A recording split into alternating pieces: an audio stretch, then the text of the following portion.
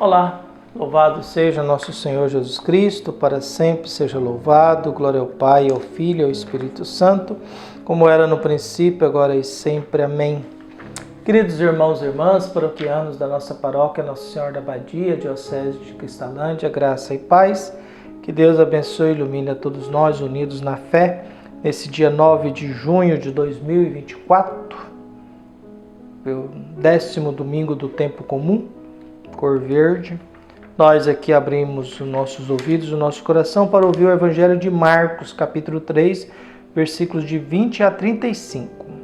O Senhor esteja convosco, Ele está no meio de nós. Proclamação do Evangelho de Jesus Cristo segundo Marcos. Glória a vós, Senhor.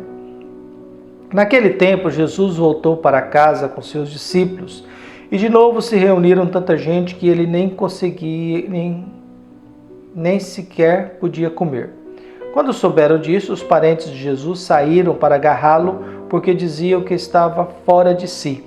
Os mestres da lei que tinham vindo de Jerusalém diziam que ele estava possuído por Beelzebu e que pelo príncipe dos demônios ele expulsava os demônios. Então Jesus os chamou e falou-lhes em parábolas. Como é que Satanás pode expulsar a Satanás? Se um reino se divide contra si mesmo, ele não poderá manter-se. Se uma família se divide contra si mesma, ela não poderá manter-se. Assim, se Satanás se levanta contra si mesmo e se divide, não poderá sobreviver, mas será destruído. Ninguém pode entrar na casa de um homem forte para roubar seus bens, sem antes o amarrar. Só depois poderá saquear sua casa. Em verdade vos digo, tudo será perdoado aos homens, tanto os pecados como qualquer blasfêmia que tiverem dito. Mas quem blasfemar contra o Espírito Santo nunca será perdoado, mas será culpado de um pecado eterno. Jesus falou isso porque disse, ele está possuído por um espírito mau. Nisso chegaram sua mãe e seus irmãos. Eles ficaram do lado de fora e mandaram chamá-lo. Havia uma multidão sentada ao redor dele. Então lhes disseram, tua mãe e teus irmãos estão lá fora à tua procura. Ele respondeu, quem é minha mãe e quem são meus irmãos?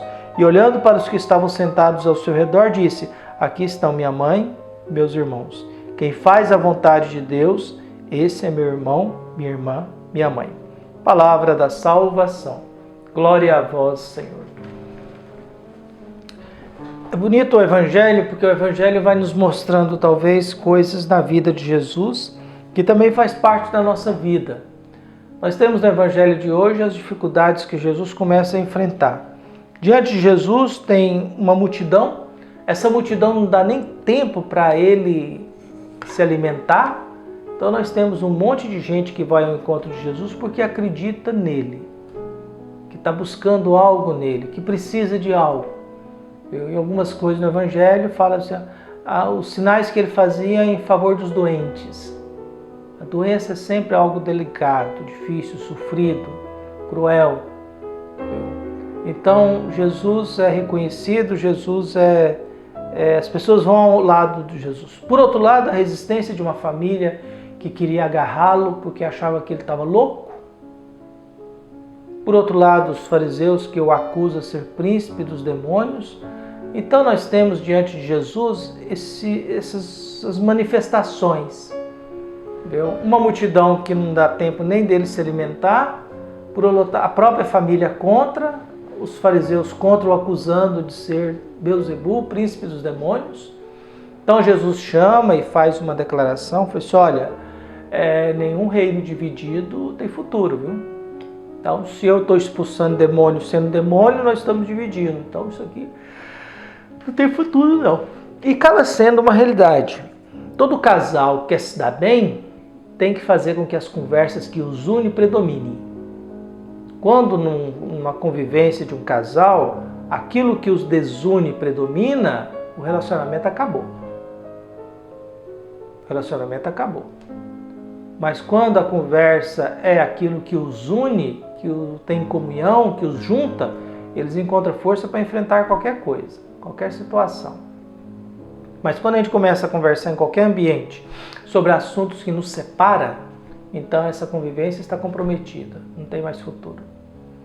Jesus, diante da acusação de ser príncipe dos demônios, é por Beelzebul, por demônio que ele expulsa, Jesus chama e fala assim, olha, reino dividido não tem futuro. Vocês podem até falar mal de mim, mas quem pecar contra o Espírito Santo não terá perdão. Quem pecar contra o Espírito Santo não terá perdão. Pecar contra o Espírito Santo é falar que Jesus tem um espírito mau.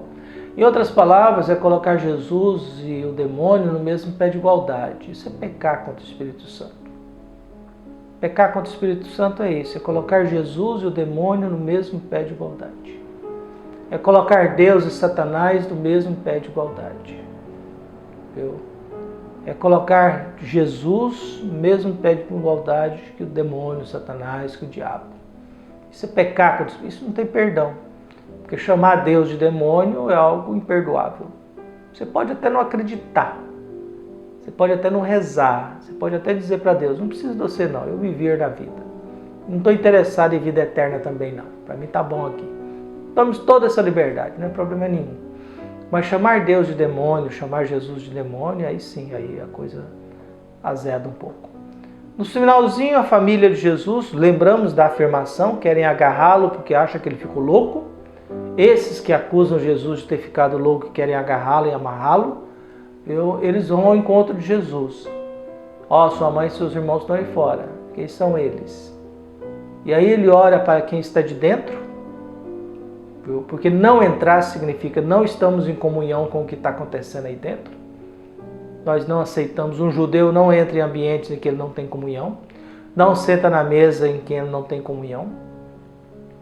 Então nós não estamos, por isso eles ficam do lado de fora. Jesus tem que sair, só que se Jesus sair, está aderindo à vontade da família e está abandonando aquilo que é a sua missão. Jesus sair e obedecer à família, está abandonando aquilo que é acolher aqueles que estão lá junto dele. Jesus, nesse contexto, tem que fazer escolha, como todos nós temos que fazer escolhas diante de situações complicadas e delicadas, em que as pessoas nos mandam e nos colocam diante de encruzilhadas para escolher. Jesus está numa encruzilhada agora. Por um lado, sendo acusado de ser demônio. Por outro lado, a família está achando que está louco. Por outro lado, uma multidão que está buscando salvação nele.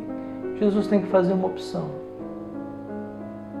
A família é considerada como algo mais importante, mas Jesus nunca deu bola muito para a família dele, não. Jesus nunca deu muita importância para a família dele, não. A não ser para a mãe no dia que estava morrendo. Mulher, eis aí o teu filho, filho, eis aí a tua mãe. Fora disso, Jesus nunca foi muito de família, não. Ele se ausentou da família durante muito tempo, muito cedo.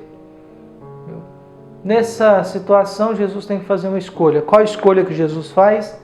Quem faz a vontade de Deus? Esse é minha mãe, meu irmão, minha irmã. Jesus agora alarga a convivência familiar. Ele estabelece uma família além dos laços sanguíneos. Até porque título familiar não gera afeto. Convivência gera afeto. Título familiar não. Você pode ter um pai e nunca vê-lo. O dia que você encontrar com seu pai depois de tantos anos, você não vai ter o mesmo sentimento que você teria se ele tivesse sempre feito parte da sua vida.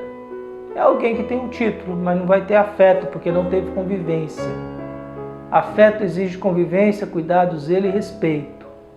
Por isso, ter título não significa ter afeto, respeito, dignidade, cuidado e zelo.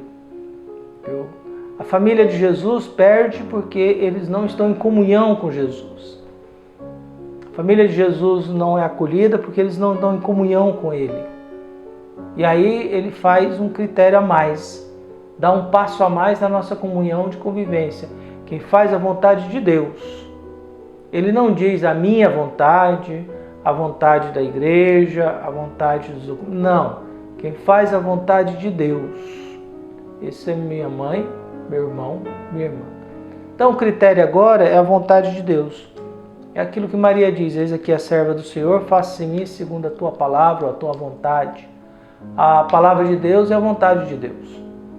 Quando a gente fala, Deus é glorificado porque a gente produz muitos frutos, guardando em nós a sua palavra. Então que Deus abençoe e ilumine a todos nós, nos proteja sempre, nos ajude a enfrentar as dificuldades da vida. Um abraço e até mais.